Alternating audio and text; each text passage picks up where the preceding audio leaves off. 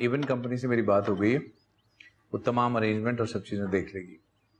तुम ज्यादा बर्डन नहीं लेना, भाग दौड़ नहीं करना। सवाल ही नहीं पैदा होता। आपको पहले भी कहा है, इतना दम है मुझमें कि मैं अपनी बेटी की शादी की तैयारी खुद करूं। अम्मी जी देख रही हैं, मना भी किया है, डॉक्टर ने आराम करने के लिए कहा है, लेकिन इनको समझ ही नहीं आ रही बात की।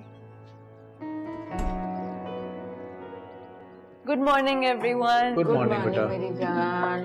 बाबा आप किससे आराम करने का कह रहे हैं? मामा को तो आदत है काम करने की, और जब कोई काम नहीं भी होता ना तब भी कुछ ना कुछ उठा के खुद को बिजी कर लेती हैं।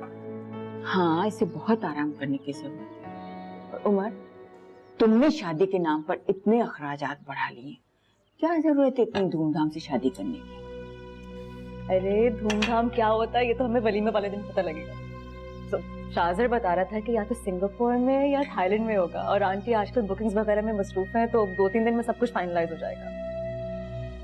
और 500 से ऊपर गेस्ट की वो लोग बुकिंग करवा रहे हैं, सारा खर्चा खुद उठा रहे हैं। ज्यादा नहीं हो गया बेटा? मामा वो हमें पता तो है वो काफी वेल ऑफ है, और सिर्फ पाकिस्तान में नहीं, पाकिस्तान से बाहर भी उनकी इतनी प्रॉपर्टी है, दुबई में, लंदन में। अच्छा वो सब कुछ छोड़े हैं, वो शाज़र कह रहा था कि हम लोग ना उन्हें सारी गेस्ट लिस्ट बना के भेज दें ताकि वो लोग हमारे गेस्ट की भी ना वहाँ पे बुकिंग्स वगैरह करवा दें। नहीं, इसकी जरूरत नहीं है, बस चंद लोग होंगे फैमिली के, और ज्यादा नहीं। बर्डन डालना अच्छा नहीं लगता मुझे दूसरों को। हाँ अलबत्ता उसी के जरूर कह देना कि तुम कह देना कि बारात वाले दिन वो जितने चाहे लोग ले आएं। ये अब नया फैशन बन गया मुल्क से बाहर शादियां करने का। मुझे तो अंदाजा ही नहीं था कि शाज़र की फैमिली इतनी अमीर है। इसका मतलब है उमर हमें भी 5 स्टार में बारात करनी होगी। कोई जरूरत नहीं उनके नक्शे कदम पर चलने की। उमर के पास इतना सब कुछ भी होता ना तो भी इसे मैं इजाजत ना देती। मुझे दिखावा नुमाइश बिल्कुल पसंद है। दादो इसमें दिखावे वाली क्या बात है? आजकल के दौर में तो कंपटीशन इतना बढ़ गया है कि ये सब चीजें तो अब जरूरियात बन गई है। बात ऐसी नहीं है, दादो बिल्कुल ठीक कह रही हैं, लेकिन अम्मी जी इकलौती बेटी है, धूमधाम से। लेकिन बेटा चादर देखकर पांव फैलाने चाहिए। वो लोग रईस और जद्दी पिश्ती लोग हैं, हम लोग सफेद पोशी की जिंदगी गुजारने वाले लोग हैं। तुम्हारे बाप के पास कोई कानून का खजाना नहीं है, पहले ही बहुत कर्जे चढ़ा रखे हैं उसने। जी कैसे हैं आप? कभी मेहरुनिसा को लेकर हमारी तरफ आइए ना, अब तो बहुत जल्द आप लोगों से रिश्तेदारी होने वाली है हमारी। जी जरूर आएंगे इंशाल्लाह। इस वक्त आपको तंग करने की सिर्फ ये वजह थी कि मैं चाह रहा था कुछ बात कर लें शादी के हवाले से और अरेंजमेंट के हवाले से। जी बिल्कुल, मैं भी आपसे बात करना चाह रही थी। दरअसल वी आर प्लानिंग कि थाईलैंड में हो शाज़र का वलीमा, तो उसके लिए हमारी लिस्ट तो फाइनल है, आपकी तरफ से जो लोग होंगे उनकी लिस्ट चाहिए। फिर आप बताइए कब मिल रहे हैं हम?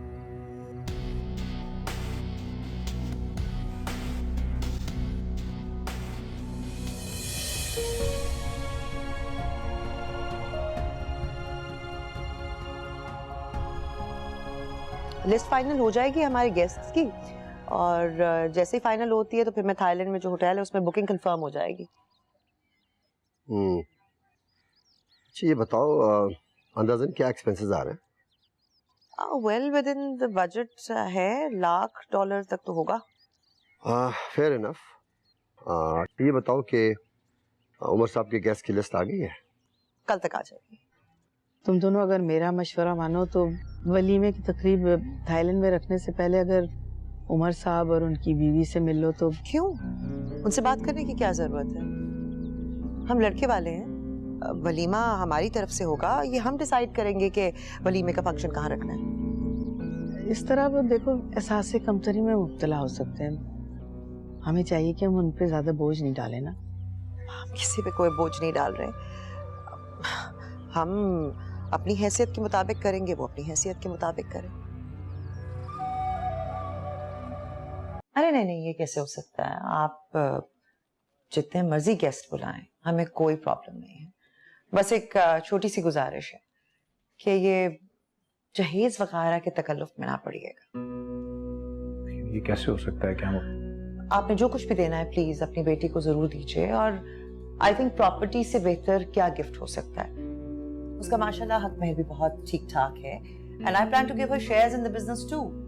तो और वैसे भी आजकल वो जमाना नहीं है bed sets and sofa sets and you know, इसकी जरूरत नहीं है। आपकी जो फाइनेंशियल डिफिकल्टीज हैं, फाइनेंशियल कंसर्न्स हैं, मैं जानती हूँ,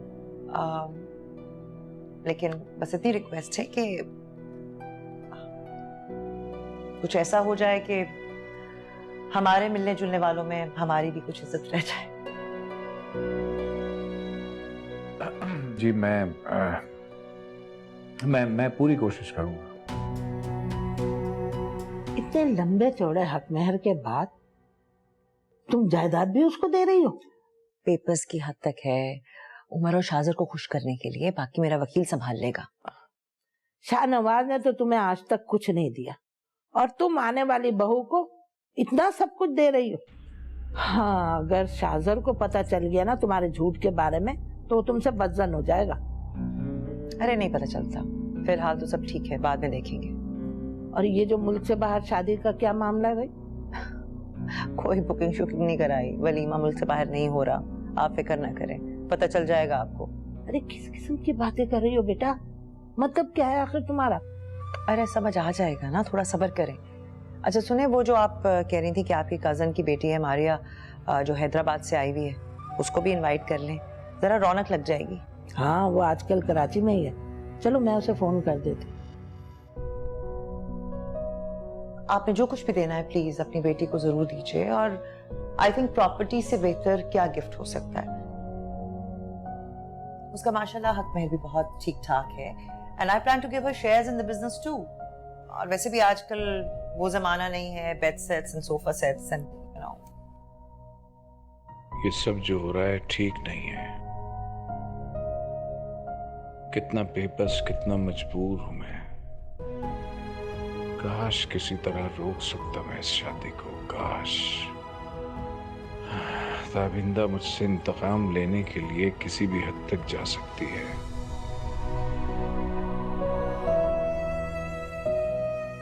एक तरफ मेरी बेटी की खुशियां हैं और दूसरी तरफ बीमार बीवी। क्या करूं मैं? शादी सर पर खड़ी है, इनकार भी नहीं कर सकता।